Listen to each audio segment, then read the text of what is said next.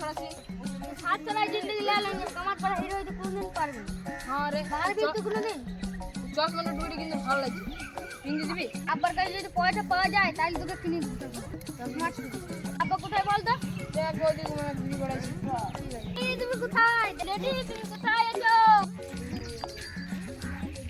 तेरा दीवाना आ गया डैडी तेरा दीवाना आ गया डैडी বল কি বলছিস ও বলছিলাম পয়সা কির পয়সা নানি ঘরে বিয়ে আছে আমি শপিং করব তাতে আমি লিস্ট দিয়েছি জুতা লাগবে চশমা লাগবে টুপি লাগবে গেঞ্জি লাগবে ফুল প্যান্ট লাগবে পাউন্ডা লাগবে চশমা ঘড়ি আংটি মাংটি লাগবে 10,000 12,000 লাগবে আমাকে দাও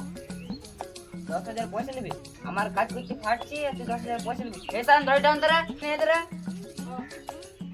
কি করবো বল নাকি তা কামাই মাই পারে না 10,000 পয়সা দিতে আমার ফাটছে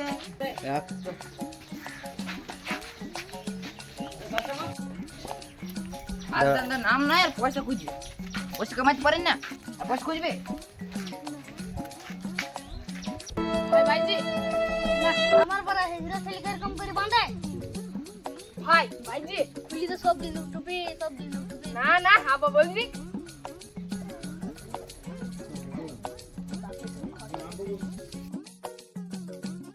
তাহলে দাম টুপিটা চশমা দিন ঠিক আছে চলো খুলে দিছি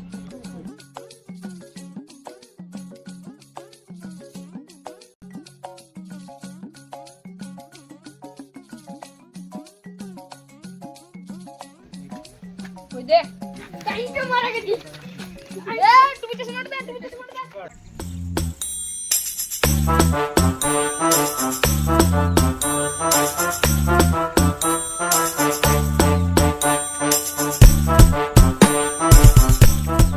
দিদি তুমি কি ফ্রি আছো একটি তোমাকে ইম্পর্টেন্ট কতগুলো কথা ইম্পর্টেন্ট বলবো না এখন আমি ফ্রি নাই তুই পরে এসে বলবি যা আব্বা ওইসব কথা বললে এবার সময়ের কথা তো সময় বলবো সময় যদি না কথা বলি কথাটা পৌঁছে যাবো দূর বন্ধু হ্যাঁ হিরো এসেছে এখন কথা না আব্বা আমি যে কথাটা বলতেছি ও কথাটা বলতে হবে। লে বল বল শুনি আব্বা তুমি তো জানো আমি একটা স্মার্ট ছেলে এই জন্য আমি চিন্তা ভাবনা করেছি এই দেশে আমি থাকবো না দুবাই চলে যাবো। ওখানে ব্যবসা শুরু করবো আপনার কি মতামত ওইটা বলো কি কি কোথায় যাবি আব্বা দুবাই যাবো দুবাই এসব কথা বাদ দি 3 লাখ টাকা আমার পয়সার দরকার কখন দেবো একটু বলো কি বলে 3 লাখ টাকা তুই 3 টাকাও দেবো না আমার কাছে থাকিস না তুই আব্বা কথা শোনো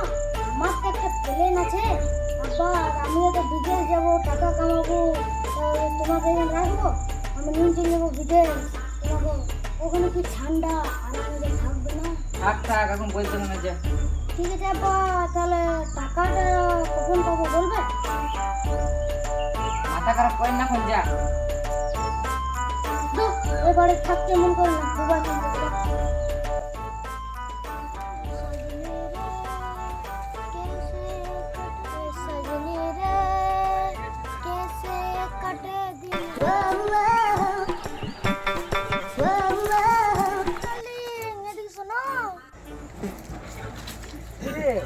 কি বলছিস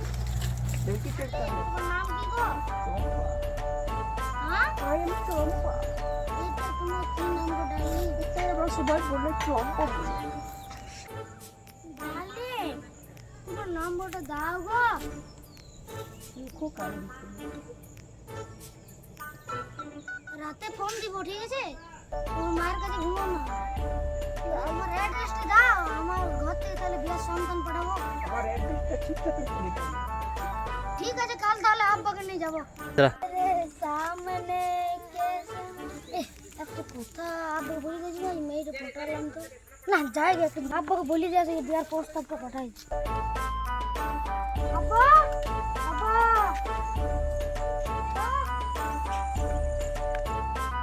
আব্বা একটা কথা ছিল কি হলি বল আব্বা একটা সুখবর আছে কি শোক হবা শুনি বা আমি একটা ভাবছি বিয়া করব কি করবি কি করবি বিয়া বিয়া শুভ বিবাহ